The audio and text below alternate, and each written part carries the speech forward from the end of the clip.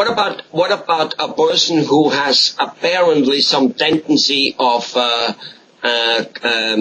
cracking or tipping his ankle, like he walks and it kind of, what about that?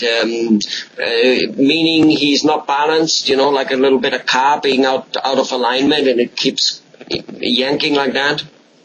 It's an excellent point, and that's actually a very common problem, usually attributable to a very specific muscle weakness in the ankle and in the leg. And there are a number of very specific orthotics designed to help with that problem. And there's a couple of ankle braces per se, but there are some very, very specific orthotics 100% designed to treat that exact issue. And I don't care how active you are, how young or how old, this is a type of device that you can play basketball in, you can play baseball in, you can do anything in it.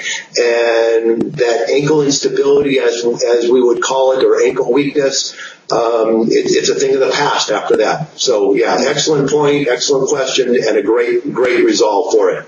And a good answer, thank you. So what about, maybe it's the same and maybe it's not the same. What about general balance? There's people out there, they seem to be having less general balance than other ones. I'm not, does it maybe potentially have something to do with the way, again, they stand? And the only reason I'm asking is because I keep thinking the car, which you mentioned, and I go, if something is wrong with my four wheels, I know my balance in my car isn't good. It wouldn't matter what good shocks it has in it. I mean, the good shocks might help. It may be worse with bad shocks. I get that. But, once and my car mechanic, 76 gas station guy, Bob, couldn't get more typical American. I bring my car there for, 18 years now. And, every time my tires get a little bit saying, and I go, they're still good for, he says, you're right. They're not yet exploding. First of all, you don't want to go that far, but he says, you're already having, less balance. And he knows I go skiing in the mountains and go curvy roads. He says, I go, really? That has to do? Yeah. He says, of course. Anything, same with the fit. Again, another excellent point. It makes me picture the typical podiatrist's office. Somebody comes in with kind of a complaint like that, where they feel like they're off balance, or, their front or side, whatever it is. And in a typical podiatrist's office, we have a long hallway for a reason. It's not because we just like long, skinny offices, because we're going to watch you walk down that hallway back and forth and back and forth. And we're going to watch your shoulders, we're going to watch your hips, we're going to watch your knees, and we're going to be able to tell if something's out of balance potentially. And we'll put something in your shoe, we'll wad up papers and put them in your shoe if we have to, just to see if that slight change is enough to bring you back into balance, so to speak.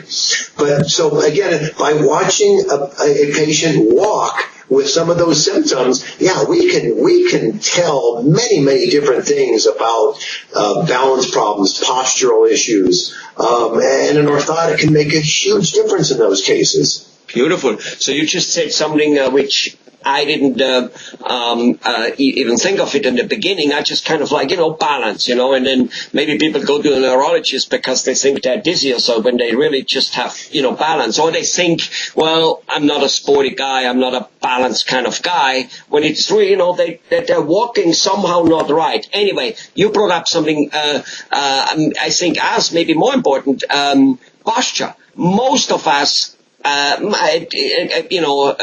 hopefully people don't get offended, but many of us for sure have some type of posture problem. And I'm not again asking whether every posture problem can be fixed, but did you just say insert can maybe make me walk a little straighter, and which in itself, I've heard if we walk slouched, we don't breathe so much, we don't circulate the brain so much. I mean, name it. So are you telling me an orthotic could maybe make me better looking, number one, and number two, because of it, be maybe having less neck pain, less shoulder pain, less whatever, because I'm not walking crooked? All right, to start, I'm not touching point number one. I'm not going there, Helmut. You mean I don't want to offend anybody. You mean the better looking one, now? I'm not going there. Thank you. I'm not going there. We'll have a separate video on that. Private. And I get a contract. How much better looking will I be after I come for orthotics to you? I get a contract on that. Oh my gosh. All right, now I already forgot what the original question was. Posture. Orthotics help posture. Yes. And by doing so, alleviate other problems, be it breathing problem, be it whatever. Absolutely. Okay, so you picture this scenario. You put an orthotic, you put something inside of your shoe. And what that's going to do is instead of your feet being here, let's say to start, your feet are now here. Well, what does that do? Now the muscles are moving differently from here and going higher up in the body. So as soon as you put something, as soon as you make a change down in somebody's foot, guess what? It has to have effect. We're hoping a positive effect. That's the whole goal. It's going to have an effect on their entire mechanics from their foot all the way up to their neck. And as you and I have spoken in the past, there's articles that have shown a correlation between poor walking mechanics and TMJ. So what does that tell you? That whether the problem is up here, it affects this direction, or if the problem is down at the bottom, it affects this direction. So it can have a tremendous impact on mechanics and balance, because we're affecting every muscle from the foot all the way to the neck and sometimes beyond. Well, it's something that, you know what, it's probably hard to grasp that concept until you've kind of lived through the change of an orthotic. And that's probably the best way I can do it. It's pretty hard, but it's easy to imagine changing something in your feet. Yeah, you're going to change everything from the foot up to the neck potentially. Your muscles are moving differently. Your bones are moving. Your joints are moving. Yeah, most of us probably do underestimate the importance on how a foot coordinates the rest of the body. I have heard that people who lose a toe, after that, even though nicely operated, and whatever, all, it's a world of difference. It's apparently much worse than losing your thumb or another finger, which, none of it is I'm sure, pleasant. But apparently losing a toe is just a world of difference. And as we know, go and have a tiny little rock in your shoe and life becomes miserable. Or, like you mentioned, have a bunion. Anything which makes you walking more crooked. So some of those walking more crooked might hurt, so you know about it. But if you don't know about it, then it affects you nevertheless. And that's where an orthotic, even for bunions, I think you mentioned, sometimes no matter what, evens it out, and then you walk straight again.